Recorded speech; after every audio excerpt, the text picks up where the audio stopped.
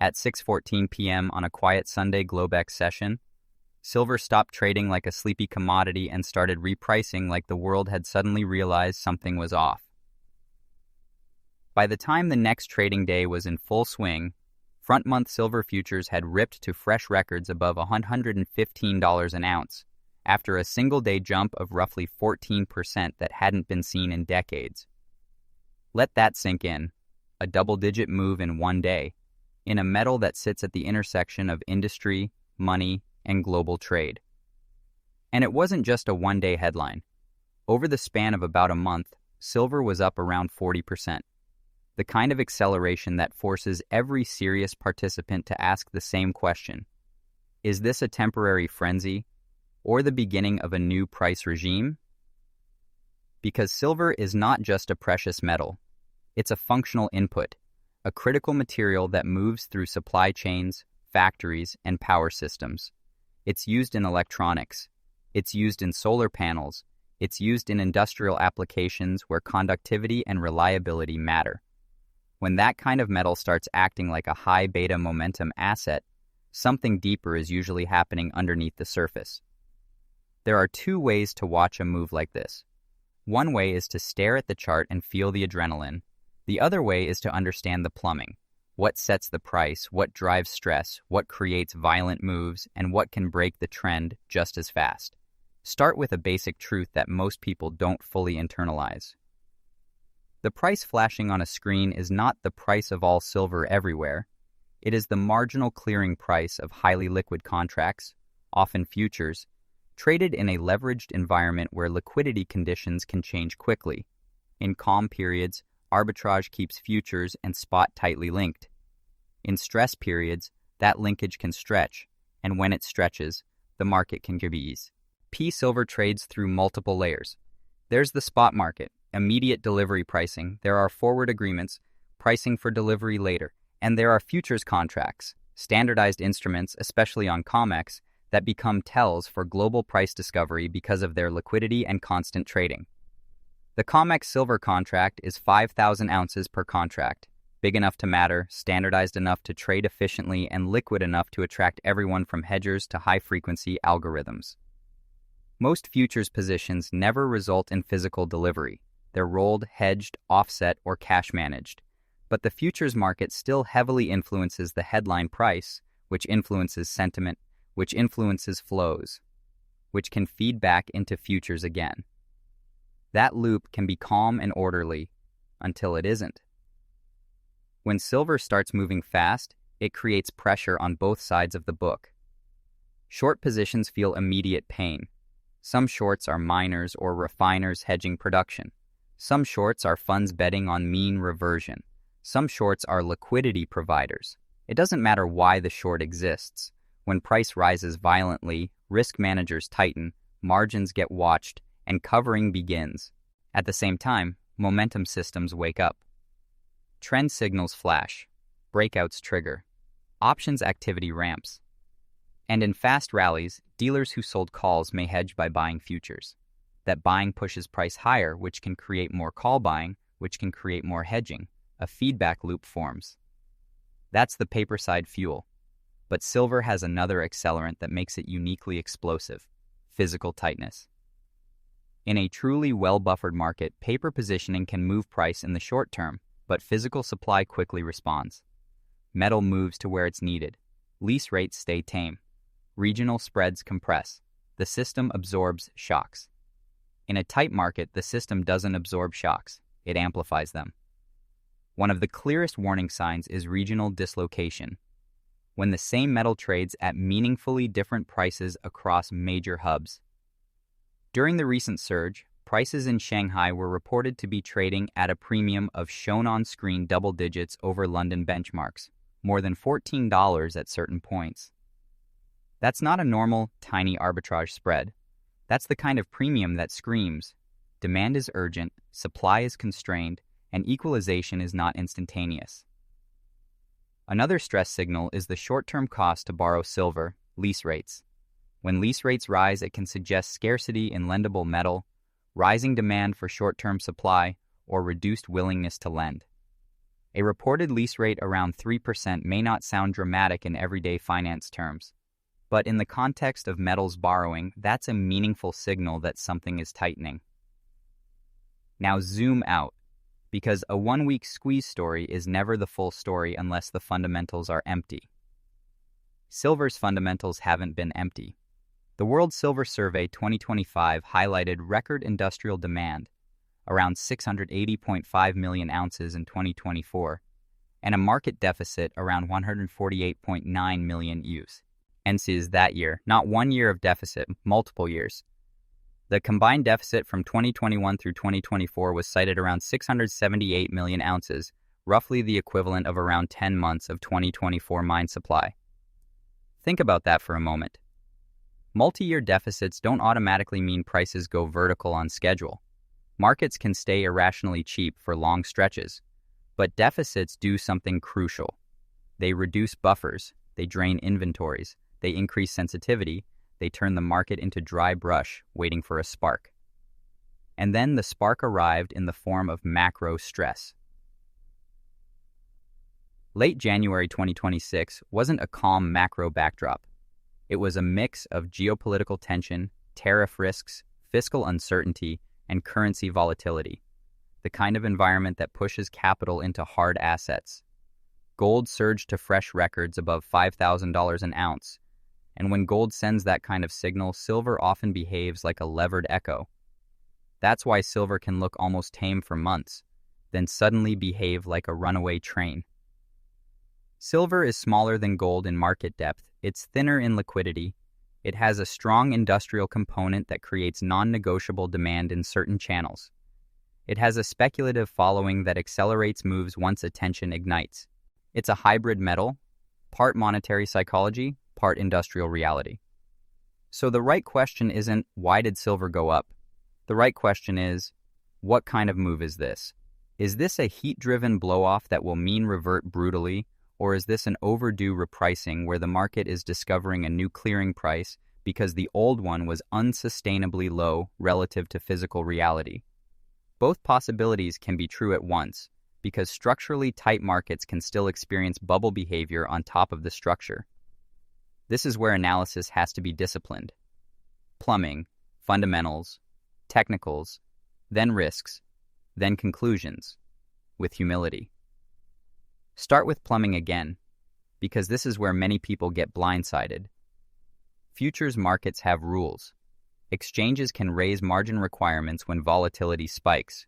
That is not a conspiracy. It is risk management. But it has consequences.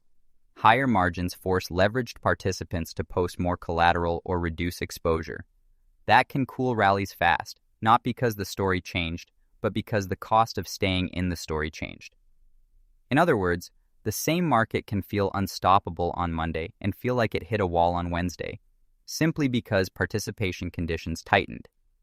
So the tape has to be watched alongside the environment of participation.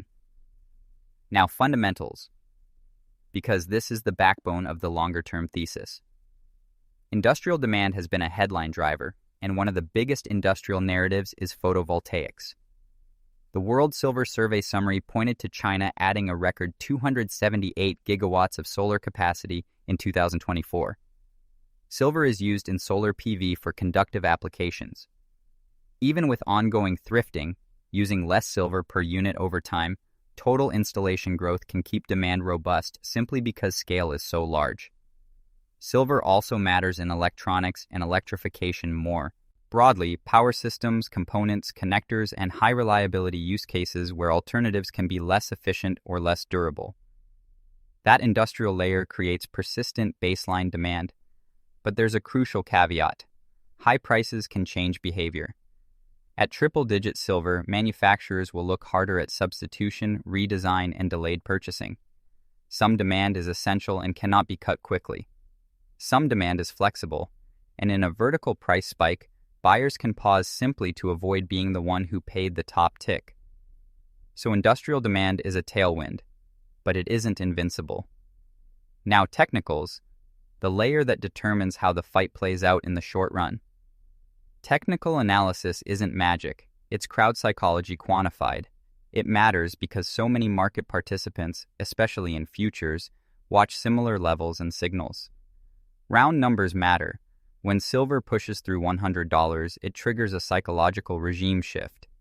Many participants who ignored silver at $25 or $30 suddenly pay attention at $100 because it feels like a different world. Stops trigger. Media attention surges. Late entrants chase. Early holders take profits. The market becomes emotional, and emotional markets swing wider. Then come the next psychological zones, $110, $120, and beyond. These are not mystical numbers, but they are areas where orders cluster. Breakouts above them can trigger another wave of buying. Rejections at them can trigger violent pullbacks. Momentum indicators like RSI often become extreme in parabolic moves. Extreme RSI does not mean must crash tomorrow. It means momentum is unusually hot relative to recent history. Hot momentum can persist longer than expected, until it suddenly doesn't. Think of RSI as a temperature gauge. It tells how overheated the market is, not the exact minute it cools. Moving averages are similar.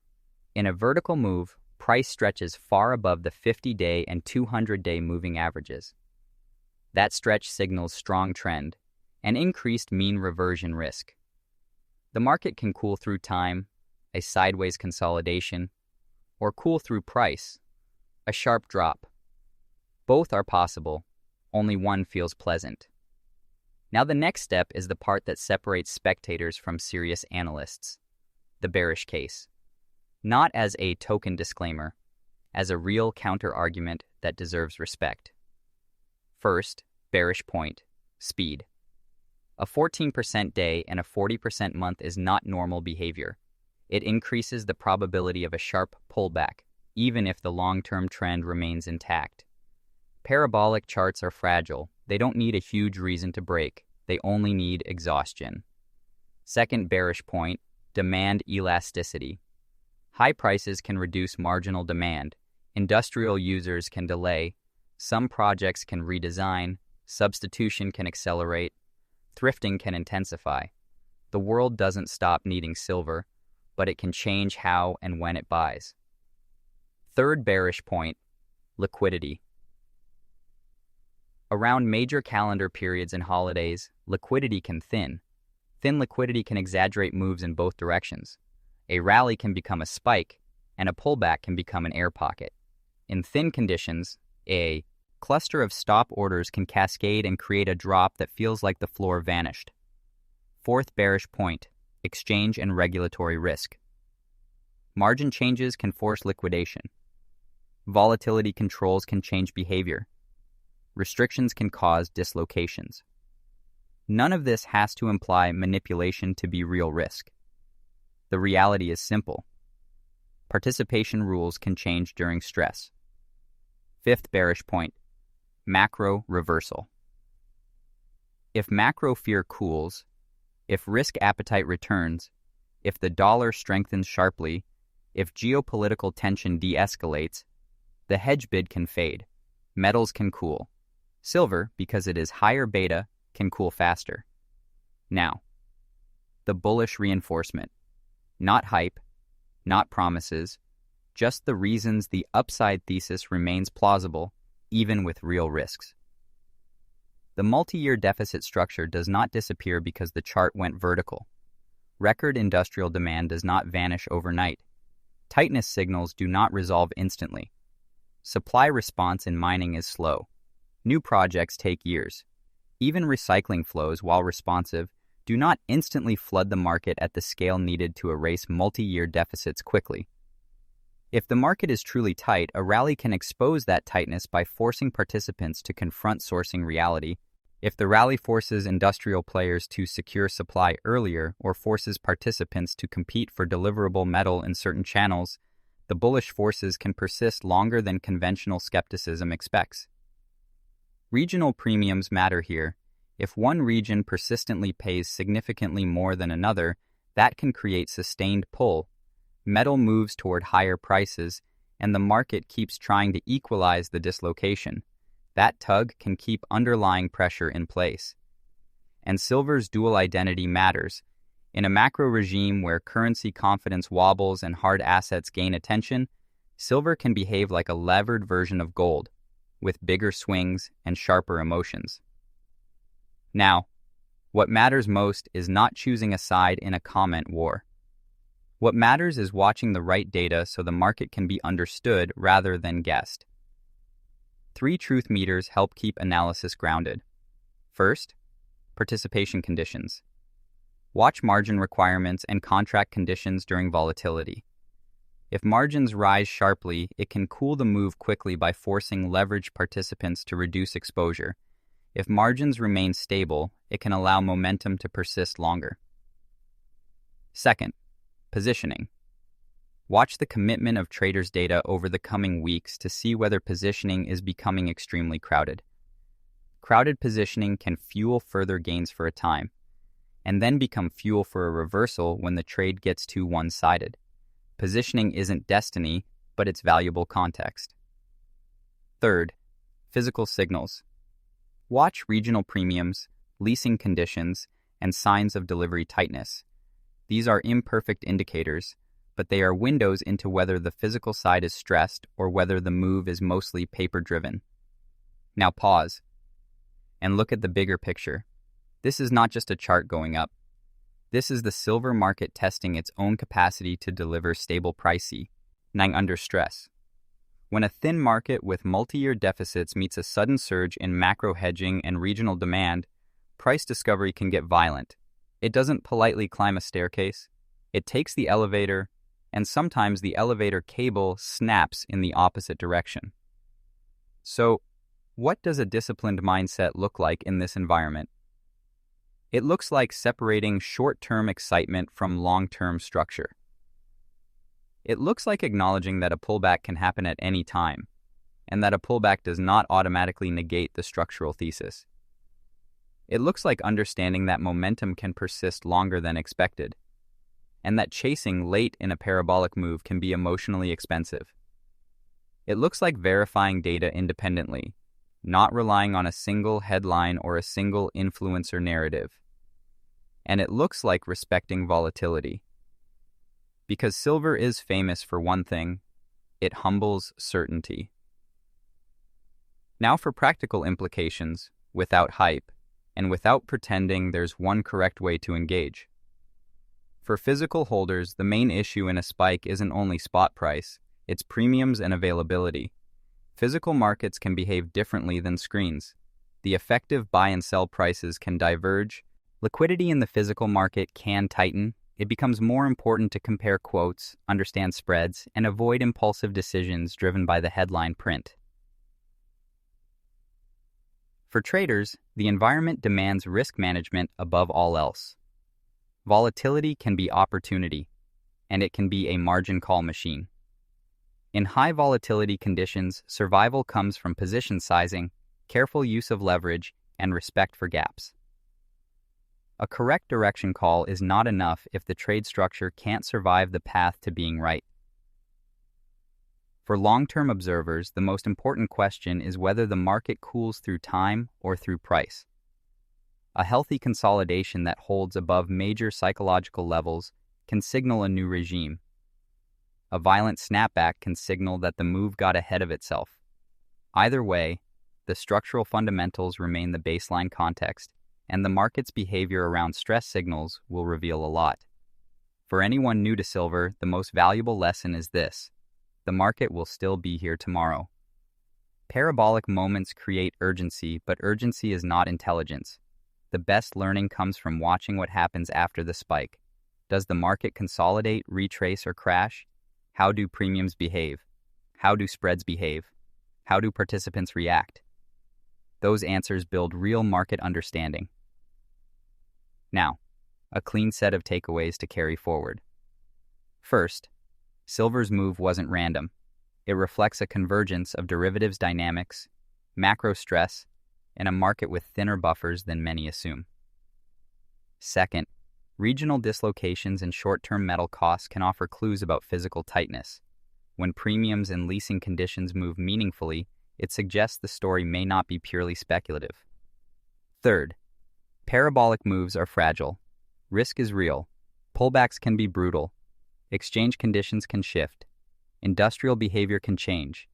Macro catalyses, STS, can reverse. And that leads directly into the necessary reality check, full risk disclosure. Silver is volatile. Prices can reverse sharply. Markets can gap. Leverage magnifies risk. No analysis guarantees an outcome. No trend is owed continuation. Any participation requires independent research, careful risk management, and the willingness to be wrong without being wrecked. So where does this leave the silver market after a 40% month and a historic single-day surge? It leaves the market at a crossroads, where two outcomes remain plausible. One outcome is a cooling phase, consolidation, pullback, digestion, followed by a continuation if the structural thesis remains intact and physical signals stay tight. The other outcome is a classic blow-off, where heat outruns reality and the market snaps back hard to punish late chasing before finding a more stable equilibrium.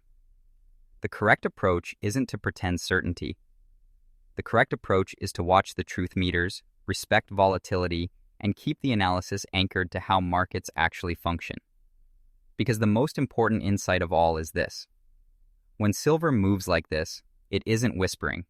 It's signaling, loudly, that the balance between supply, demand, and confidence is shifting, and whether the next phase is continuation or correction, the era of ignoring silver's ability to shock the system is over, at least for now,